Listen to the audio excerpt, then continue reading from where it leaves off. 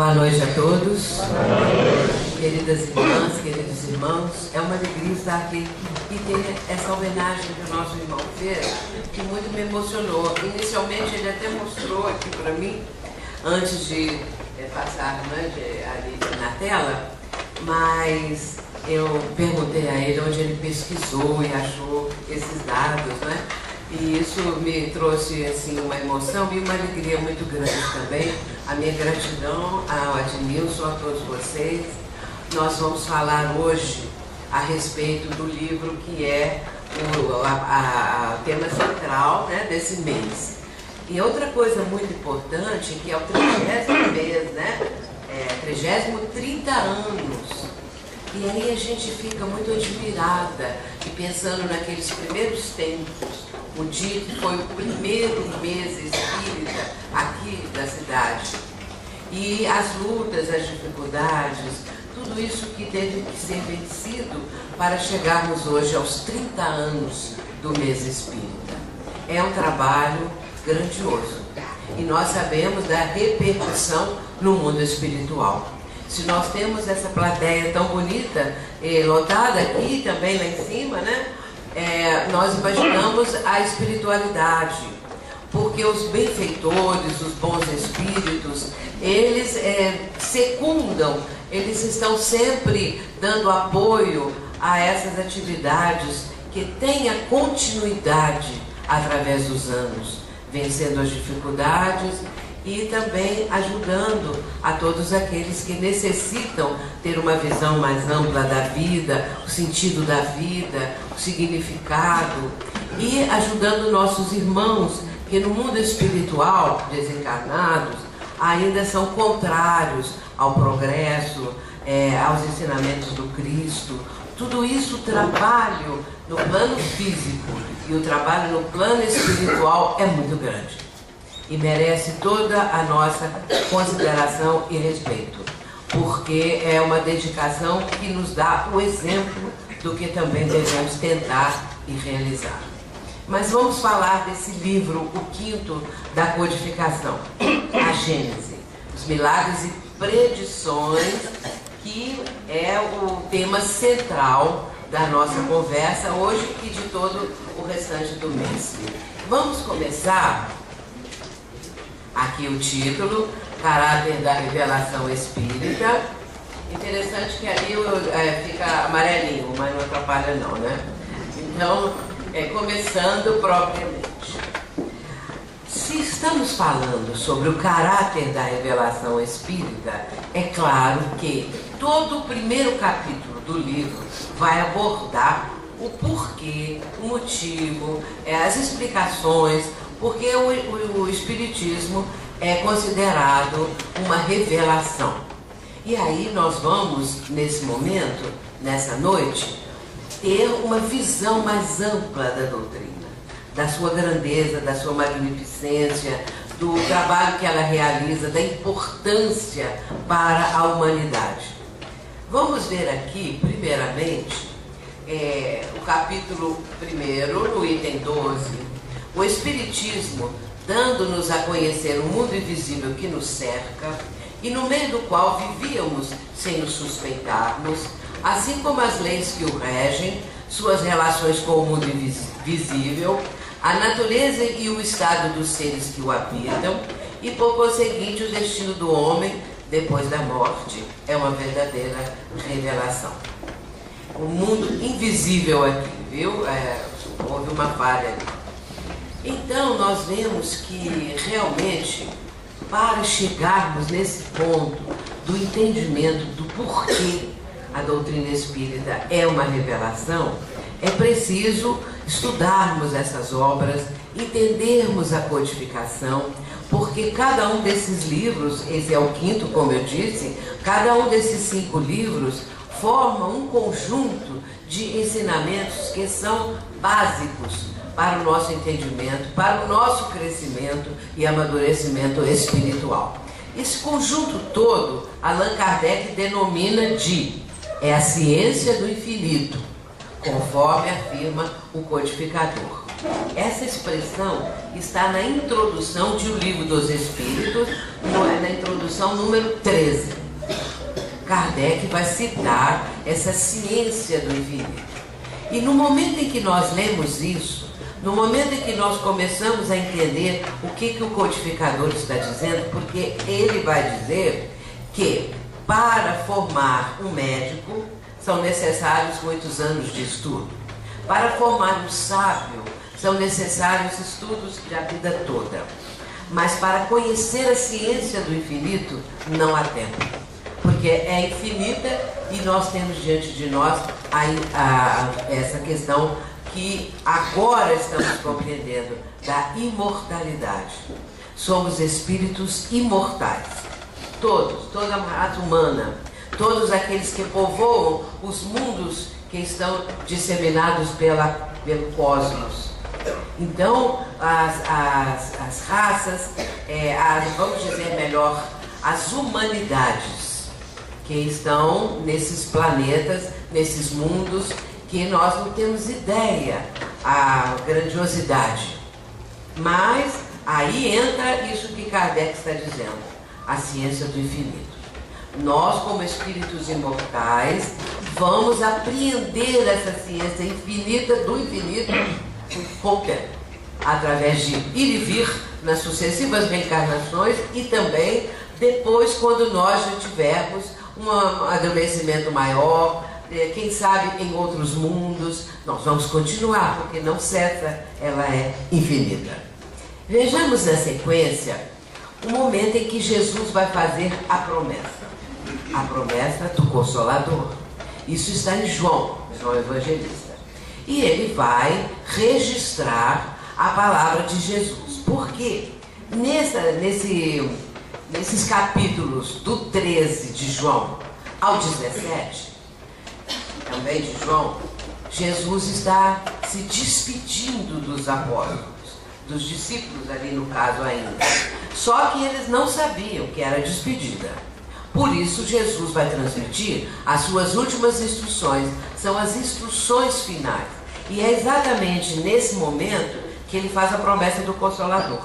Porque Jesus sabia que quando ele se entregasse, quando ele saísse lá para fora, aonde Judas estava, porque Judas saiu da sala, houve aquela cerimônia do lava-pés, que está no capítulo 13 de João, a cerimônia do lava-pés. Terminada essa cerimônia, Judas se retira e vai lá para fora. Os outros companheiros, os discípulos, não estranharam a saída dele, porque ele era aquele que comprava as provisões, quando tinham que ir pelas estradas, quando tinham que estar nas praças, ele cuidava disso. Era uma espécie de tesoureiro daquela equipe de Jesus. Ele sai, mas Jesus sabia a intenção de Judas, porque Judas iria entregar logo de imediato Jesus aos soldados de César. Mas é claro que Judas não queria a morte do mestre de maneira nenhuma. Ele não imaginava isso. Nós podemos às vezes pensar que, como Jesus falou muito sobre o reino de Deus, o reino dos céus, ele poderia estar pensando que havia um reino, uma coisa assim grandiosa, e que talvez ele até fizesse parte. A intenção de Judas que a gente pode imaginar não seria que o mestre fosse levado como prisioneiro, que o mestre depois chegasse até a ser condenado, porque Jesus recebeu a pena de morte.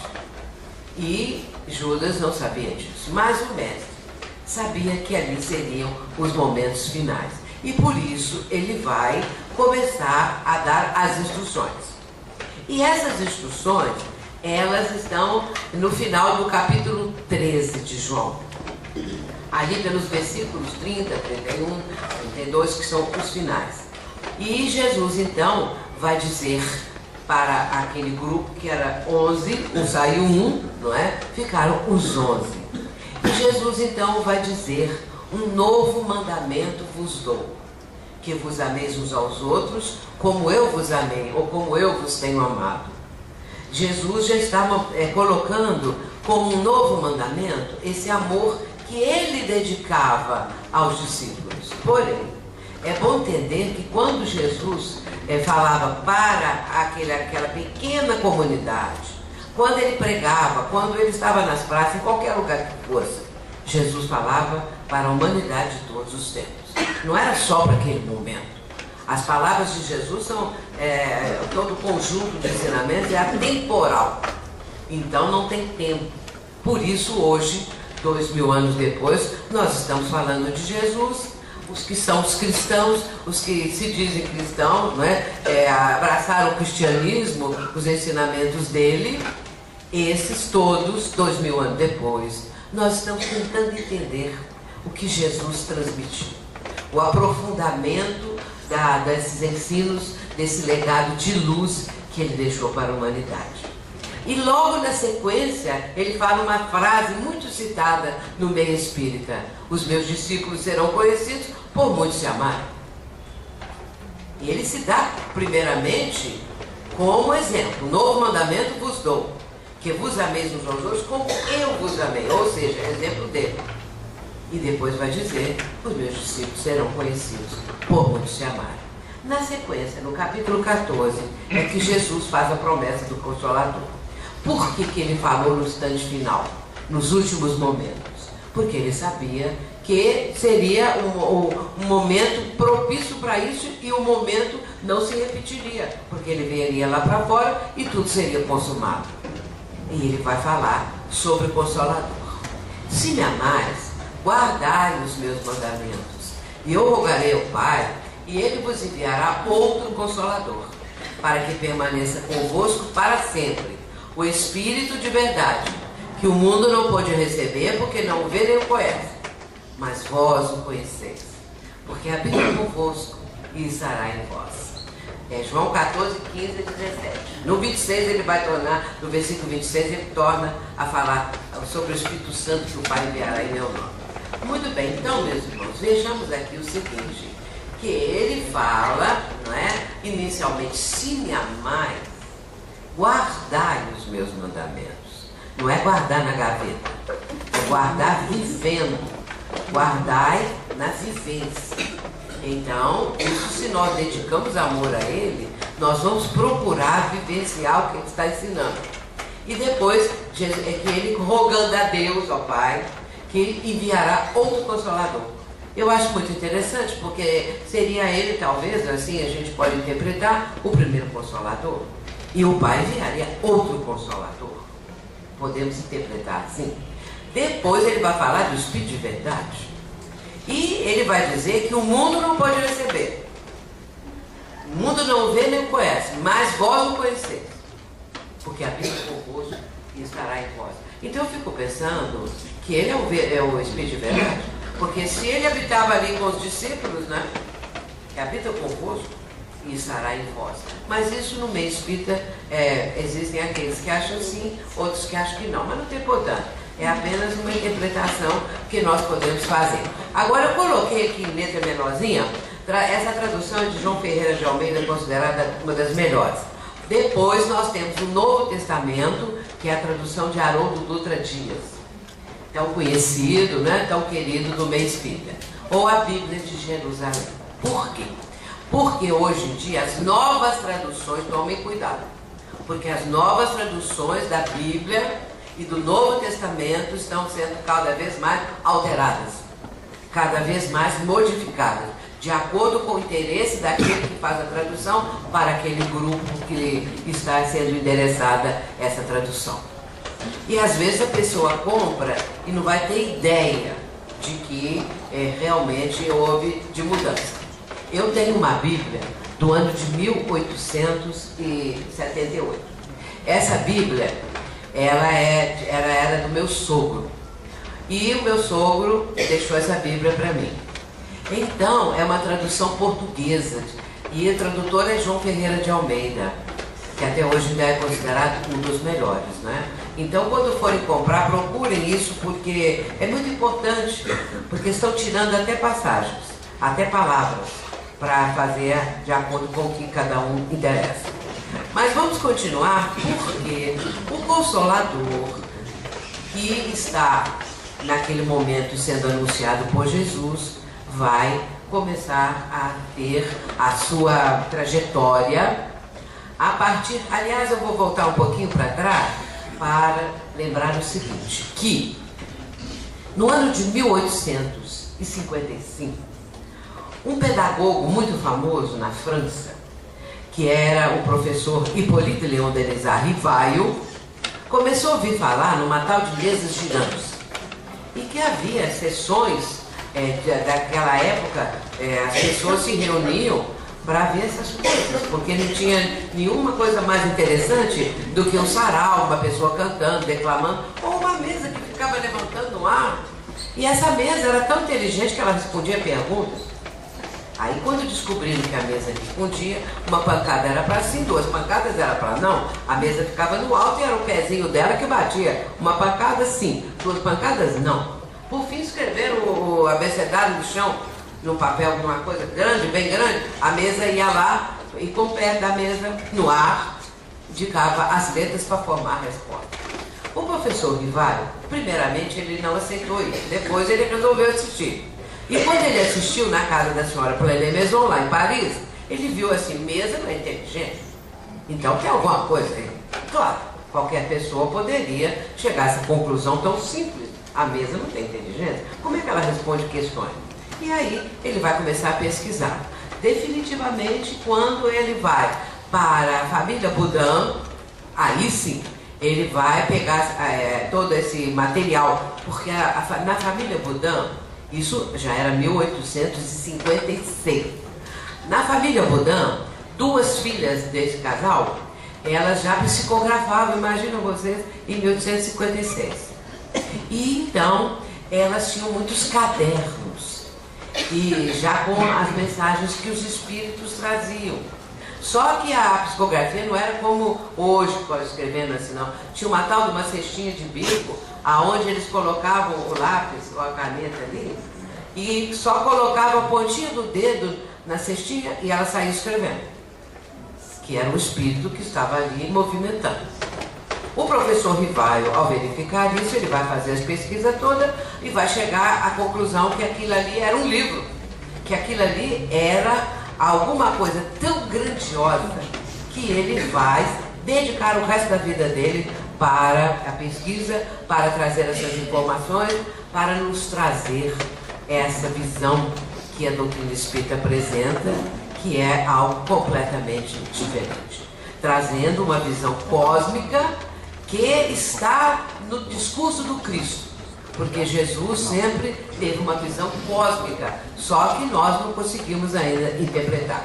Muito bem, então ele vai lançar em 18 de abril de 1857 o Livro dos Espíritos, adotando o pseudônimo de Allan Kardec para não ser confundido, porque ele tinha muitos livros como pedagogo. Então, se ele lançasse com o próprio nome dele, as pessoas iam pensar que era mais um livro, né? De estudo, de qualquer coisa assim. Muito bem.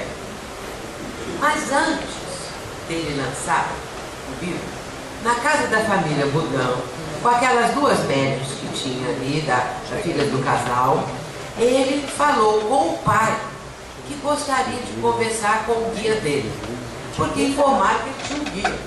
Imagina vocês como ele estava ainda tateando naqueles primeiros momentos para chegar às conclusões. Claro que, sendo ele um missionário, enviado pelo próprio mestre, ele tinha condições para exercer aquilo tudo. Muito bem, ele vai conversar com o guia, porque o chefe da casa, o pai das mocinhas, falou assim que ele poderia conversar porque uma das médias já estava ali com o guia presente. E ele vai conversar.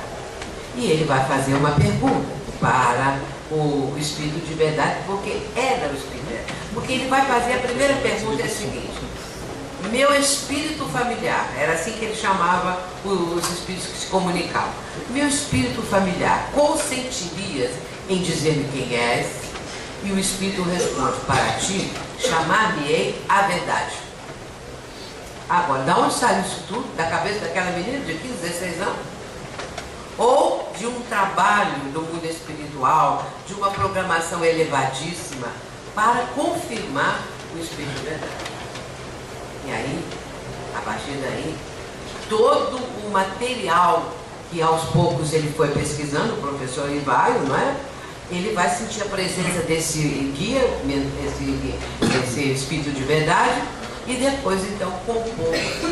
Em pouco tempo, que ele trabalhou muito, né? Em pouco tempo, ele compõe toda a codificação.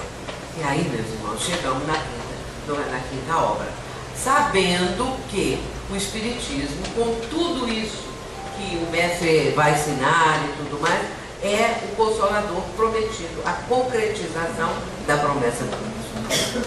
Vejamos agora, por sua natureza, a revelação espírita tem duplo caráter.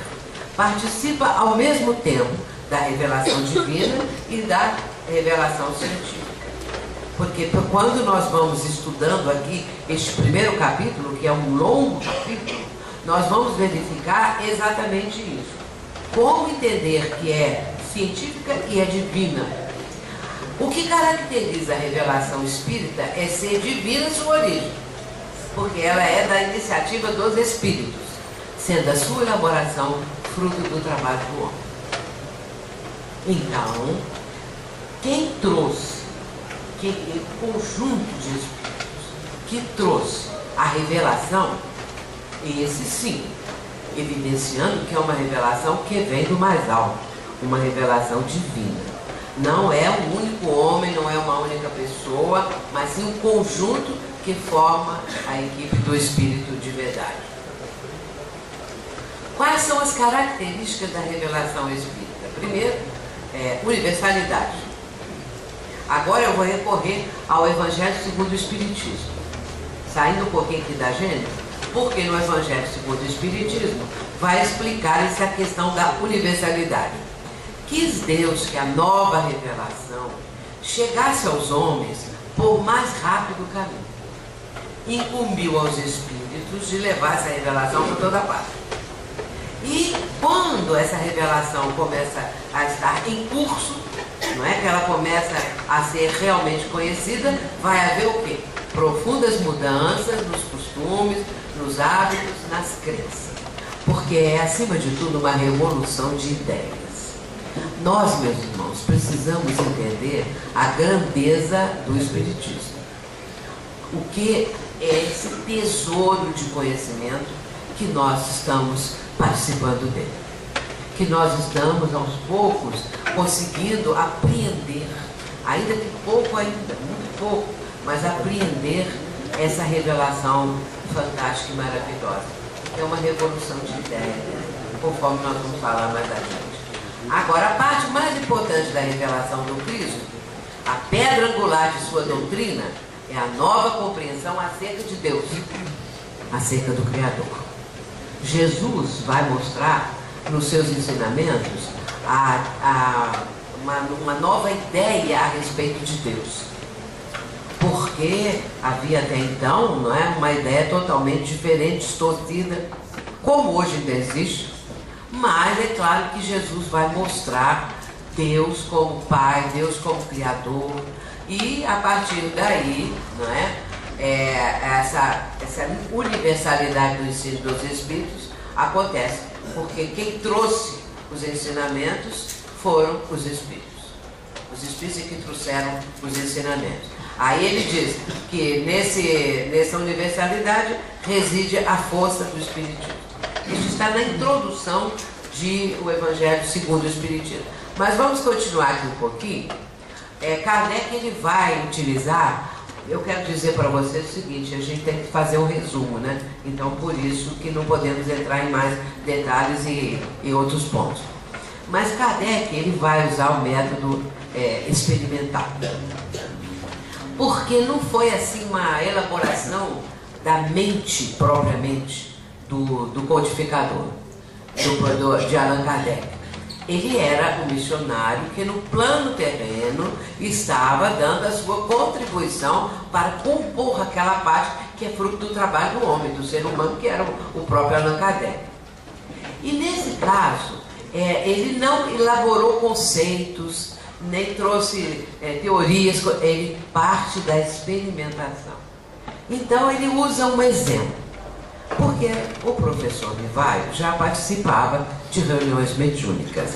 Logo que ele lança o Livro dos Espíritos, em 1857, ele vai fundar a Sociedade Parisiense de Estudos Espíritas, vai fundar também a Revista Espírita, então ele estava naquele trabalho intenso. Na Sociedade Espírita de Paris, ele fazia ali, promovia reuniões mediúnicas. E aí ele vai observar o seguinte, e ele menciona isso como uma coisa muito interessante, que espíritos que se comunicavam através de médiuns falavam que não sabiam que tinha morrido.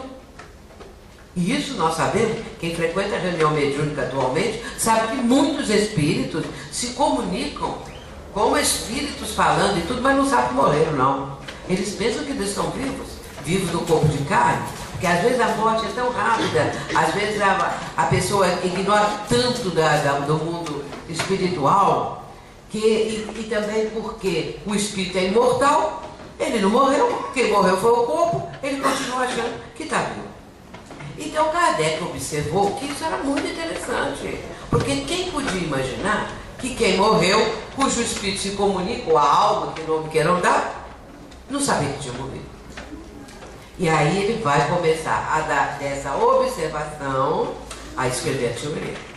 Esse é um método experimental, de primeiro ver o fato, constatando o fato, para tirar então a teoria. Como meio de elaboração, o Espiritismo procede exatamente como as ciências positivas, aplicando o método experimental. Não estabeleceu teoria preconcebida. Não foi da ideia dele, não foi uma ideia que ele já tinha anteriormente. O Espiritismo é ciência de observação e não produto da imaginação. A teoria, portanto, nasceu da observação. E isso dá um caráter de autenticidade. Porque se fosse só teoria, poderia dizer uma teoria que pode dar com muitos erros, que pode ter pontos falhos, por isso ou aquilo. Agora, partiu de um fato constatado, como a ciência faz, então aí tira a teoria, tira ali o conceito, aquilo que significa aquele fato, aquela coisa toda. Isso está no capítulo 1, né? Nós estamos no capítulo 1 da Gênesis. Agora, continuando essa parte da experimentação, do método experimental, né? A ciência estuda as leis do princípio material. Então é o estudo das leis do princípio material, a ciência. O Espiritismo, ele estuda e apresenta o conhecimento das leis do princípio espiritual, do mundo espiritual, da vida espiritual, porque nós somos, a nossa pátria de origem é o mundo espiritual, nós viemos de lá, se somos espíritos. Agora, com o corpo físico, que é um corpo físico provisório, momentâneo, podemos ficar com essa veste pouco tempo, muito tempo. O muito tempo é 100 anos, 100 e poucos anos, algumas das pessoas chegam lá, mas é algo assim passageiro, é algo que não tem uma continuidade, porque o espírito veio, reencarna, quando acontece a morte do corpo físico, a desencarnação volta para onde? Para o nosso lar, que é o mundo espiritual. Muito bem. O Espiritismo e a ciência se completam reciprocamente. A ciência sem o Espiritismo se acha na impossibilidade de explicar certos fenômenos só pelas leis da matéria. Ao Espiritismo sem a ciência, faltariam apoio e comprovação. E aí nós vamos entender uma fantástica programação espiritual. Porque o Espiritismo não poderia vir antes que a ciência tivesse feito comprovações, vamos dizer, invenções, aquilo tudo do aspecto experimental. Porque se ele viesse sem este apoio, ficava muito mais difícil explicar, por exemplo, a respeito dos fluidos, a respeito do perispírito, do mundo espiritual, que lá no mundo espiritual tem, vamos dizer assim, locais aonde os espíritos ficam, não é? Planos espirituais, colônias espirituais.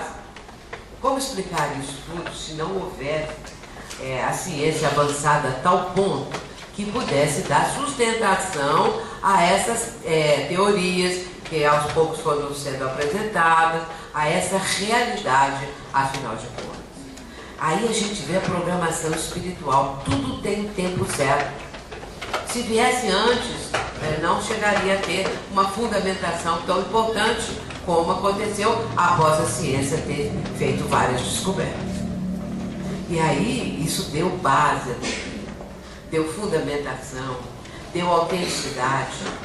E Kardec pôde fazer a parte experimental, porque ele também já tinha uma base, um conhecimento sobre isso. Então é uma programação espiritual de tudo que vem, mas vem no tempo certo. Todos esses que antecederam, todos os profetas, todos os missionários, todos os inventores, todos que trouxeram alguma contribuição para o bem da humanidade, esses contribuíram para que chegasse o momento certo, e ali estava o professor Hipólito Denis Rivaio para começar o trabalho dele. Agora, tem um outro detalhe. Também a ciência, com todo o seu capital importante de contribuição, não sabe explicar o mundo espiritual. Ainda hoje, as pessoas não acreditam em Deus, os cientistas, especialmente. Não acreditam em Deus, não acreditam que o espírito é imortal, não acreditam que a vida continua, embora muitas exceções. Aqui no Brasil está, no momento, visitando o nosso país, um dos físicos mais eminentes da nova física quântica, dessa nova ideia, né, que é a física quântica, que na verdade já tem mais de 50 anos, mas é nova ainda. Muito bem, então, é Amit Goswami o nome dele. E esse físico quântico, ele fala de reencarnação como se fosse um espírita, ele é indiano. Então, ele é conhecido mundialmente, é um homem que tem uma capacidade intelectual, moral, espiritual notável e traz uma contribuição para a doutrina espírita. Porque o que ele apresenta agora, não é, falando sobre a reencarnação, falando o motivo da reencarnação, é espiritismo puro, escrito de uma forma, não é, que mostre especialmente a física quântica. Mas é claro que é uma contribuição excelente e desperta as pessoas. Desperta as pessoas. Tudo isso faz parte dessa programação espiritual. Qual é o ponto capital da revelação do Cristo? Ou seja, eu falei no início, né? A pedra angular dos ensinamentos de Jesus foi a nova visão acerca do Criador. E agora vamos falar então alguns detalhes. Esse ponto principal da revelação do Cristo é da maior importância. Por quê? Quando essa revelação vai trazer os verdadeiros atributos de Deus, da divindade, né? E da imortalidade da alma, da vida futura, isso aí muda. É uma mudança, assim, tão notável que às vezes a gente passa despercebido. Mas agora a doutrina espírita nos chama atenção para isso.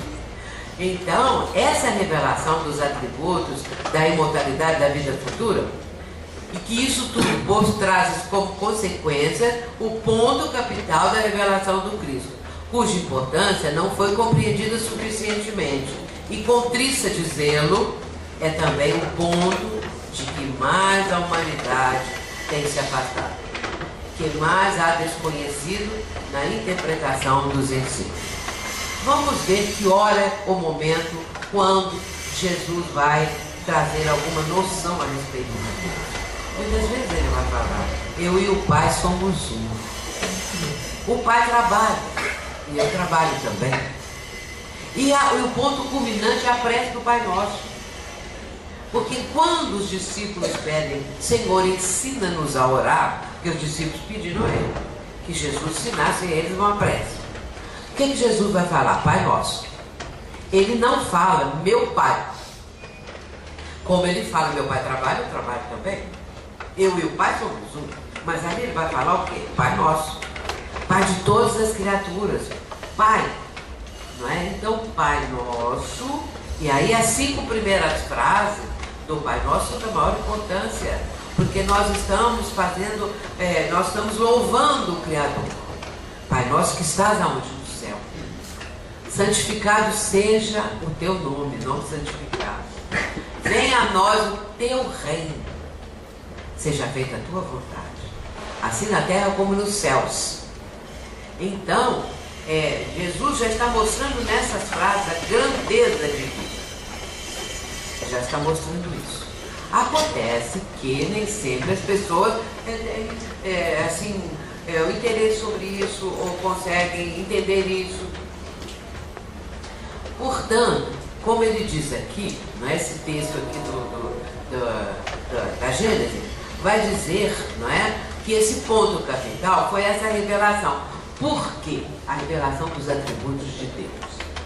Em o livro dos Espíritos, ali no capítulo 1, quando o professor Rivaio vai escrever as perguntas do livro dos Espíritos, vai trazer aqueles ensinamentos, porque aquelas médiuns da família Bodin contribuíram muito pelas psicografias que elas já tinham selecionado. Muito bem, então, eu fico a imaginar o professor Rivaio. Qual vai ser a primeira pergunta? Qual? Qual seria a pergunta mais interessante, mais necessária, mais importante? E ele faz a primeira pergunta, que é Deus. É a pergunta mais importante. Porque se nós somos filhos de Deus, é importante saber quem é Deus. No caso, ele não vai dizer quem é Deus. Porque Deus não é alguém. Deus não é um espírito. Deus não é uma entidade. Nós não temos condições de entender. Quando ele pergunta quem é Deus, já tirou toda a possibilidade de pensarmos que Deus é alguém, que Deus é um espírito, que Deus isso, que Deus é aquilo. Que é Deus? A resposta: inteligência suprema, causa primeira ou primária de todas as coisas. Suprema quer dizer que não tem nada acima disso. E outra coisa importante dos atributos: Deus é eterno. E aí, meus irmãos, isso dá um nó na nossa cabeça. O que é ser eterno? Eterno é que não tem princípio e não vai ter fim. Como pode não ter princípio? Então ele existe. Deus é. Então, é só assim que podemos entender. Ele é eterno, não teve princípio, mas sempre existiu, sempre existe. O atributo da eternidade acho fantástico. Agora, nós não somos eternos, nós, espíritos, seres humanos, nós somos espíritos imortais, fomos criados por Deus. Então nós fomos criados no momento. E a partir daí foi o nosso nascimento espiritual, digamos assim. E a partir daí nós vamos ser uma individualidade, nós vamos ser um espírito. Então fomos criados por Deus. Mas nós temos uma coisa, a imortalidade. Nós nunca vamos morrer. O que morre? O corpo físico. O filósofo que não foi espírita, Humberto Roder, nas suas obras notáveis, ele fala o seguinte numa delas: até hoje ninguém morreu. Nem o homem das cavernas morreu. Porque o que morreu? O corpo. O espírito permanece vivo. Então até hoje ninguém morreu. Nem nosso pai, nem nossa mãe, nem nosso filho, nem ninguém não morre. O corpo é que se deteriora. O tempo vai passando, o corpo é uma veste, vai ficando amafanhada, vai ficando estragada, afinal de contas, né?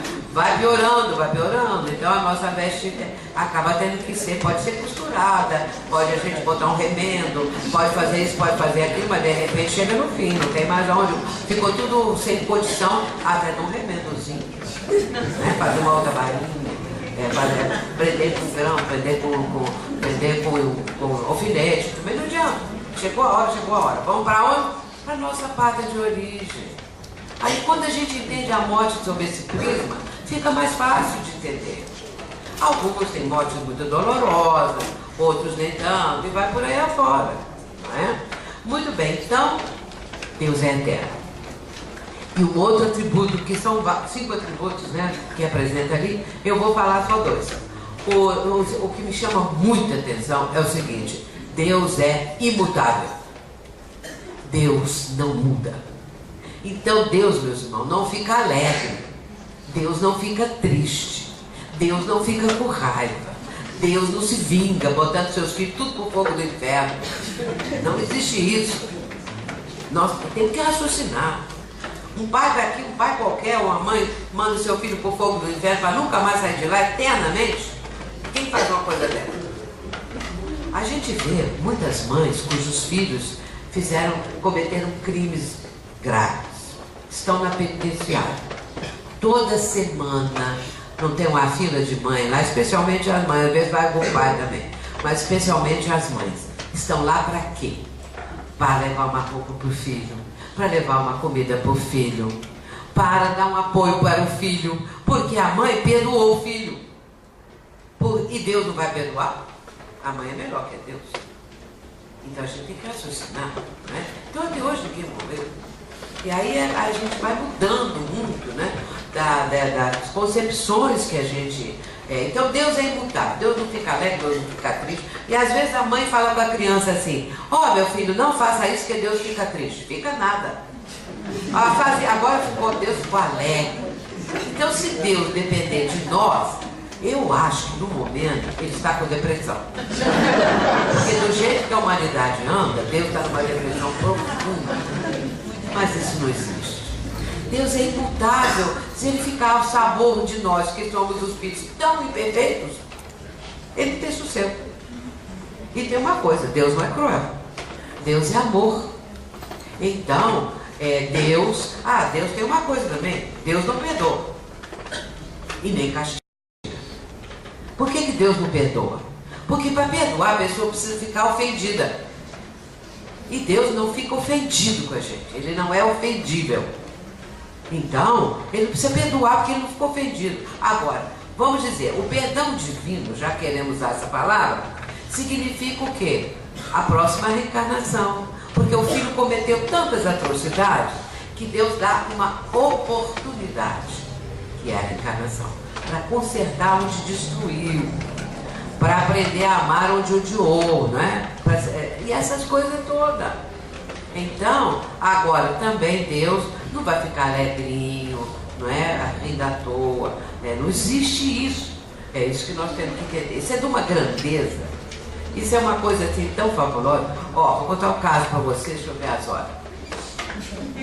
Vou contar um casinho rápido. Uma senhora chegou perto de mim e falou assim que tinha ido assistir o filme Nosso Lar. Lembra quando passou o filme Nosso Lar? Então ela falou: você sabe que eu sou católica, né? Eu nem sabia direito, porque eu mal conhecia ela. Mas ela resolveu me perguntar, me veio ao meu encontro e tal. Eu sou católica. E eu quero te dizer que eu fui assistir o filme Nosso Lar, porque eu era com uma amiga dela. Porque nós queríamos ver como que vocês explicam, vocês explicam o outro lado da vida, depois da morte. Aí eu perguntei assim: e gostaram? Gostamos muito. Só não gostamos de uma coisa. Eu falei: o que foi? O tal do umbral. Não gostaram do umbral. Não gostaram do umbral por quê? Quando aquela lama horrível do umbral, né? Até o André Luiz caiu de cara no chão, ali na lama, aquela coisa toda. Então não gostamos da lama do umbral. Aí eu falei: vocês são católicas, né? Acredita no inferno? Sim. O inferno é um fogaréu? Fogaréu, a pessoa fica lá eternamente. Qual que é preferível? O fogaréu do inferno ou a lama fresquinha do umbral? Aí eu acrescentei: aquela lama faz bem para a pedra. Porque a gente tem que raciocinar. Deus vai mandar seu filho para o inferno para ficar lá eternamente? Então a gente tem que pensar um pouquinho, não é? Bom, o Espiritismo, partindo das próprias palavras do Cristo, é consequência direta da sua doutrina. Então vamos ver esses pontos básicos, né? Então, a revelação para nós da existência do mundo invisível. Porque aí nós vamos saber o que é do lado de lá, né? Define, olha que coisa importante, os laços que unem a alma ao corpo, o espírito ao corpo. Porque, será que a pessoa pensa, quem não conhece o Espiritismo, que quando está lá uma alma com o corpo, ela só está encostadinha assim, pode cair, não é? Então ela tem que ficar ligada de alguma forma, fluidicamente. Então, como que une a alma ao corpo? Tem o corpo fluídico, que é o perispírito. que a doutrina mostra isso, não é? Então, quando uma pessoa fala assim, eu vi meu pai, morreu. Meu pai apareceu para mim. O que ela viu? O espírito? Não, ela viu o perispírito. Porque o espírito é a inteligência, a chama, vamos dizer, a chama da inteligência. A questão 76 do Livro dos Espíritos.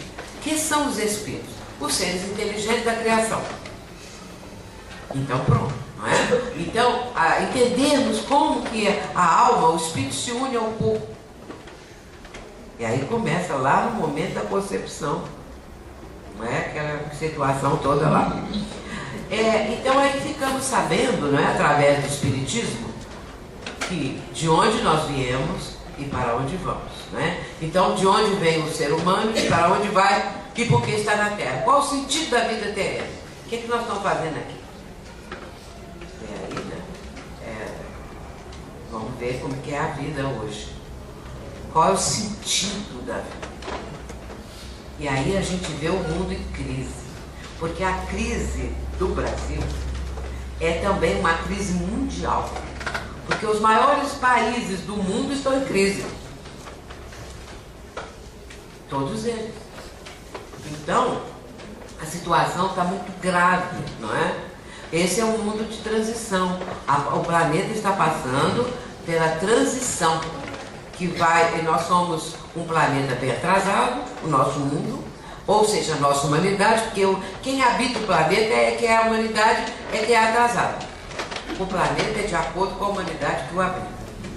Então, o planeta, na categoria dos mundos, está em penúltimo lugar. Porque abaixo de nós, só os mundos primitivos. E aí a gente chega à conclusão que nós estamos em penúltimo lugar, o que não é nada bom. Mas vamos passar para o patamar da regeneração, que é subir um degrau assim. Mas depende de quê? Do planeta? Depende da humanidade. Se não destruirmos o planeta, ele passa para a regeneração. Porque a situação está muito grave também, não é? A destruição das reservas naturais, de tudo que existe. Então essas coisas todas, a poluição ambiental, espiritual e tudo mais, a psicosfera do planeta. Mas aí o ser humano tem que melhorar. Por isso que essa transição ela é demorada. Não vai acontecer agora, daqui a um ano, 2019, nem daqui a 50 anos. Vai demorar bastante. Porque são 7 bilhões de pessoas em números redondos que tem que melhorar. Aí demora, né? Muito bem. Aí aprendemos que o Espiritismo ensina que a alma progride incessantemente. Porque todos têm o mesmo ponto de origem.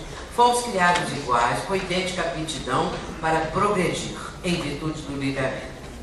Agora, toda criação deriva da grande lei de unidade que rege o universo. Isso é uma coisa maravilhosa, porque de repente nós ficamos sabendo que nós somos cidadãos do universo. É coisa diferente. E que todos os seres gravitam para um fim comum, que é a perfeição. Todos. Mesmo esses, homem-bomba, essa coisa toda, porque são espíritos ainda muito inferiores, que não mais vão reencarnar no planeta, vão para o mundo primitivo. Vai ficar no planeta, segundo a promessa de Jesus nas bem-aventuradas. Bem-aventurados os mansos, ou seja, os pacíficos, porque eles herdarão a terra. Esses vão ficar. Então vamos tratar de ser pacificadores, vamos tratar de melhorar, para nós fazermos jus a isso, merecemos. Aí eu digo assim, hoje em dia quem faz essa mudança aí vai ser os jovens, vão ser os jovens, né? Porque eu já estou mais para lá do que para cá. Então, os jovens, e aí as crianças de hoje são fantásticas. As crianças de hoje são assim uma coisa super intensa. Então a gente vê que elas estão capacitadas para o momento atual. E isso é programação divina. Muito bem, continuando aqui para nós corrermos um pouco. Uma das mais importantes leis reveladas pelo Espiritismo é a pluralidade das existências, ou seja, a reencarnação. Porque ela explica todas as aparentes anomalias da vida humana. Tudo que acontece no mundo todas as dores, sofrimentos, problemas, dificuldades, alegria, felicidade, tudo são explicadas pelo Espiritismo. Por que um pensa que o outro é feliz? Às vezes o outro não é feliz coisa nenhuma, mas aparenta que é, pensa que é. Que hoje em dia é assim, a gente tem uma espécie de uma ditadura da beleza ou também da fama, né? Então todo mundo quer ser famoso, todo mundo quer ser bonito, todo mundo quer se enfeitar, tudo bem, tá certo. Mas a pessoa que não consegue, por exemplo, fazer sucesso, às vezes a pessoa fica tão desiludida que acaba se matando. Porque o índice de suicídio hoje é muito grande, né? Infelizmente. E as pessoas às vezes não estão felizes consigo mesma, tem uma dor existencial, tem uma dificuldade muito grande, e aí a pessoa resolve fugir da vida, né? Muito bem. As mortes, aí explica as mortes prematuras, que são as existências breves. Por que uma criancinha de um dia, uma hora morre, né? E outros conseguem ir pela vida fora? Porque essa diferença, né? A desigualdade de aptidões intelectuais e morais. Por que uns aparentam ser mais inteligentes que os outros? É aparência, porque nessa encarnação, esse que às vezes não demonstra tanta capacidade intelectual, precisa desse bloqueio para progredir em outra área, para progredir em outro campo. Não é? Por que não é todo mundo não tem uma bela voz? Por que todo mundo não é assim rico, feliz, famoso? Porque aquilo não é para nós. Nós precisamos passar o que estamos passando. Nós precisamos, é claro que a pessoa pode lutar para melhorar, essa coisa toda, né? Mas nós temos que entender o nosso momento atual, aonde nós estamos e o que está sendo apresentado para nós, para a nossa vida. Não é? Podemos melhorar, e essa é a capacidade do livre-arbítrio, de melhorar. Pela reencarnação, os seres humanos são solidários no passado e no futuro, e suas relações se perpetuam tanto no mundo espiritual como no mundo corporal. O bem tem sempre um objetivo e o mal, consequências inevitáveis. Veja que estamos caminhando agora, já é o item 34 e 35. A revelação espírita é essencialmente progressiva. Porque o Espiritismo não ficou parado, não. Não ficou estacionado. Ah, pronto, estudamos isso, acabou. A codificação aqui acabou. Não. Vai caminhar com progresso. Caminhando de par com progresso, o Espiritismo jamais será ultrapassado. Porque se novas descobertas lhe demonstrassem estar em erro acerca de um ponto qualquer, ele se modificaria nesse ponto. Se uma verdade nova se revelar, ele aceitará. Uma das coisas que está muito sendo falada no momento é a física quântica. Eu tenho procurado ler um pouco, entender, eu nunca estudei física na minha vida. Então, mas a parte teórica da física quântica, a parte filosófica da física quântica é muito bela, é muito boa. Então, de repente, nós começamos a entender, por exemplo, que podemos absorver muitos ensinamentos da física quântica. Como no passado absorvemos também, eu digo absorvemos no sentido da doutrina espírita, né? Então, aos poucos, muitas invenções, revelações do ser humano foram sendo absorvidas. A doutrina espírita foi aceitando, foi adotando essa coisa toda e tal, né? Então, ela é essencialmente progressiva. Então, antes de passar para essa parte aqui, eu quero falar a grandeza dessa obra. A doutrina espírita aqui está exposta, mostrando exatamente as predições, os milagres, porque isso tudo era até então um tabu, não é? Então os milagres, as predições, segundo o Espiritismo. E aqui vai mostrar, que a obra mostra que as coisas não vêm por acaso, e nem por magia, nem por mágica, que existe uma explicação. Quando Jesus cura o cego de nascença, existe uma explicação. Quando Jesus vai atender a uma pessoa que está a mão mirrada, por exemplo, um paralítico, a uma pessoa assim, porque tem uma explicação. As curas, os ensinamentos, tudo tem um porquê, uma causa, uma explicação. E aí, então, nós vemos aqui exatamente esses pontos para mostrar o porquê, como que acontecia, como que Jesus tinha uma segunda vista, por exemplo, ele via, não é? O motivo da pessoa estar ali naquele momento da tempestade, quando ele está no barco, não é? Com alguns dos discípulos, vem a tempestade, Jesus acalma a tempestade. Foi milagre? Não, porque aquilo é uma coisa fluídica.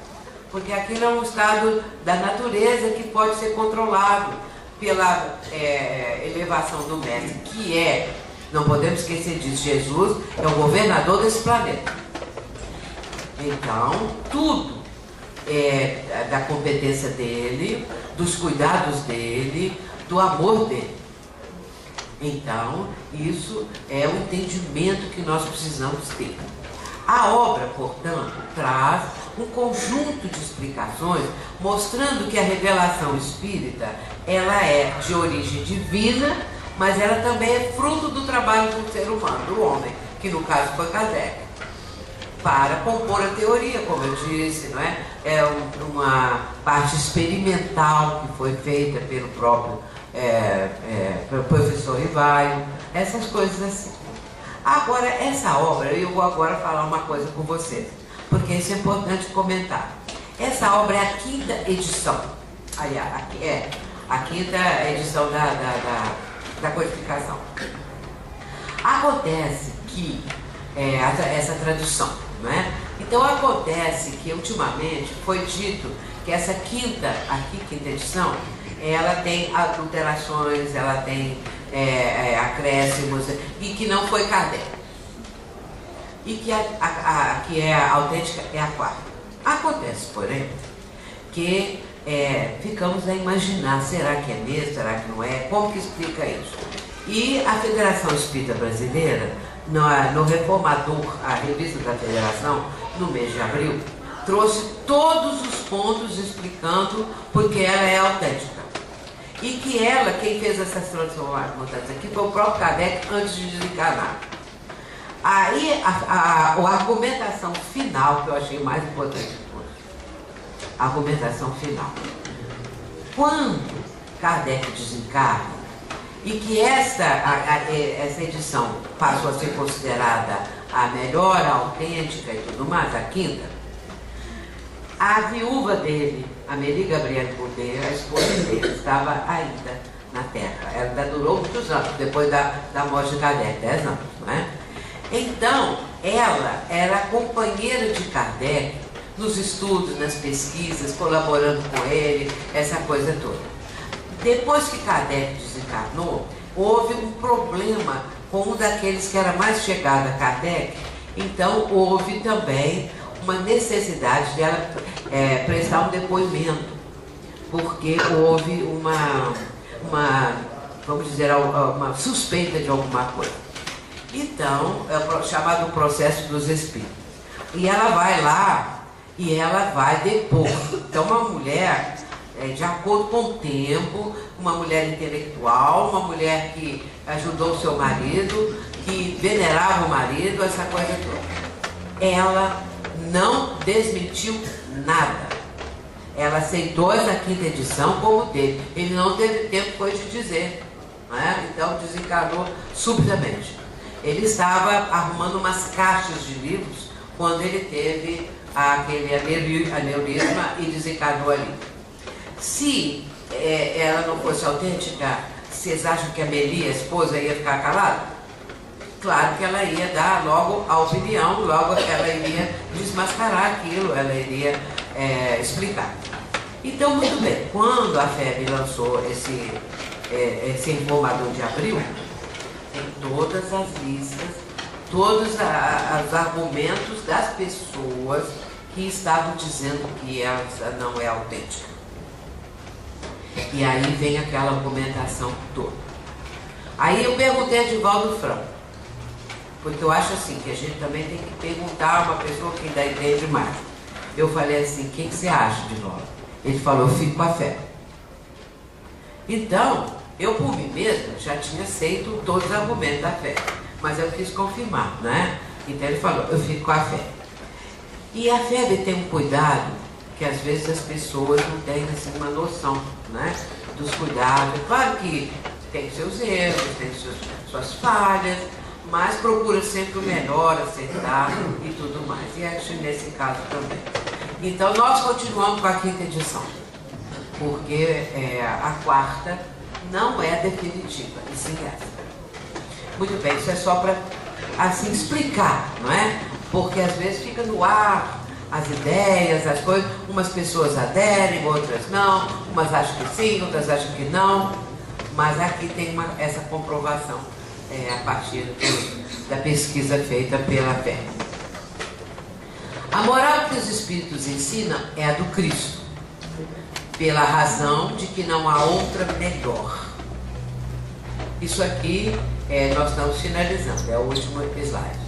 Então, aí vem a ideia que não fenece quando emana, ela não fenece porque ela emana de uma fonte superior. Então a frase de cima é o item 56, essa é o item 53.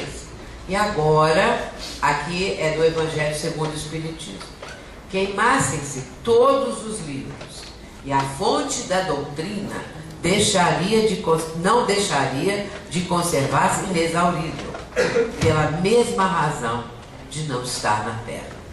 A fonte da doutrina espírita não está na Terra, porque provando dos espíritos, veio do mundo espiritual, é uma programação divina.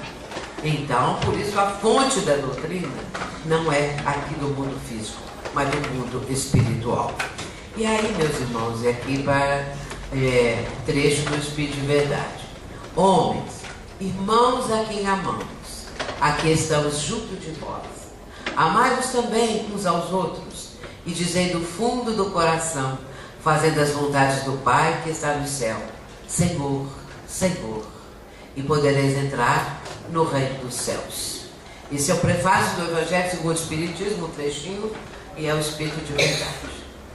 E assim, meus irmãos, o caráter da doutrina espírita é o que nós, em síntese, mencionamos nesse momento, comentamos, sendo origem divina e fruto do trabalho do homem. A participação do ser humano, muito importante. Mas a fonte dela é do mundo espiritual. Porque é uma programação que partiu do próprio Cristo. Mais tarde eu vos enviarei um Consolador, um outro Consolador. E aí a gente vê que essa programação foi sendo desenvolvida. Mas não foi Kardec propriamente que falou assim, é o Consolador. Os próprios espíritos mencionavam que era o Consolador que estava sendo concretizado a promessa do Cristo através de tudo que a doutrina espírita nos transmite. É necessário aprofundar o estudo da doutrina. Não basta apenas ler, né? Também é importante, mas é bom aprofundar mais, estudar, participar de grupos de estudo. As casas espíritas hoje têm grupos de estudo, faz parte de faça parte, porque deixar de compreender a magnificência da doutrina é uma pena na atual encarnação. É muito importante porque ela abre o nosso raciocínio. Nós não vamos ficar eternamente achando que Deus manda os seus filhos para o inferno e que Satanás está lá tomando conta. Que Satanás fundou o inferno, ele é presidente do inferno, e ele toma conta do inferno. Então, segundo esse conceito. Isso é um conceito ainda da infância, mental, espiritual, porque uma coisa mais acima disso é que Deus é magnânimo, que Deus é Pai, que Deus não castiga os seus filhos como uma dor eterna, uma coisa desse nível. Então a doutrina ela abre esse campo, ela abre horizontes novos. Nós começamos a pensar mais adiante. No livro No Mundo Maior, o orientador de Allan Kardec, de André Luiz nesse livro, esse livro No Mundo Maior é autoria de André Luiz, psicografado pelo Chico Xavier. Então, tem um mentor nesse livro e ele é de uma sabedoria, uma coisa assim notável. E ele vai ter uma frase que eu uso muito. Ele fala assim: o homem, para auxiliar o futuro, é obrigado, o homem, para auxiliar o presente, é obrigado a viver no futuro da raça.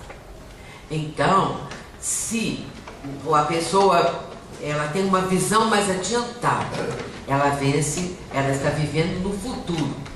Todos os grandes vultos da humanidade viveram no futuro. Todos, sem exceção. Porque eles só vão ser compreendidos depois que morreram. Aí alguém vai falar, lembra o seu fulano? Aquele que inventou isso, aquele que falou aquilo?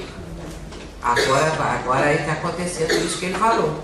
Então a pessoa, ela vive no futuro da raça. E com isso nós começamos a entender que o Espiritismo fala para o futuro. O Espiritismo não é propriamente para esse momento, no sentido de ser instalado na Terra. Nós fazemos parte desses que fomos chamados, que não é por acaso que nós estamos aqui, que fomos chamados para colaborar, fazer alguma coisa, ajudar em algum ponto, abrindo o nosso raciocínio e ajudando o próximo também. Então, aí nós vamos começar a entender que nós estamos vivendo no futuro, no presente. O que fazemos nesse presente repercute no futuro, para ajudar a que o Espiritismo seja depois uma realidade maior. As ideias espíritas, elas vão sendo aceitas. Não que vai haver só uma religião que seria a espírita, não. Mas as ideias espíritas, por exemplo, a própria reencarnação. Quantas pessoas hoje, até novelas, até livros, falam a respeito da reencarnação. Então, isso vai se tornando uma coisa mais natural, essa compreensão.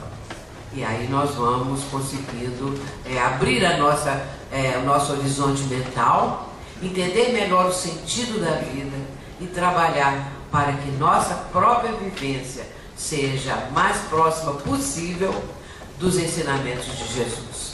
O Espiritismo traz Jesus de volta. Os ensinamentos do Mestre na sua pureza integral.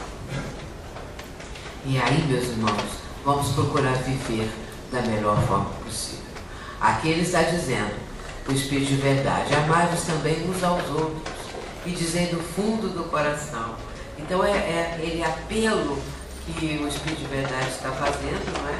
Para que nós possamos realmente viver a doutrina, viver o Cristo. Essa é uma parte da revelação da doutrina espírita. Que Jesus nos abençoe, muita paz.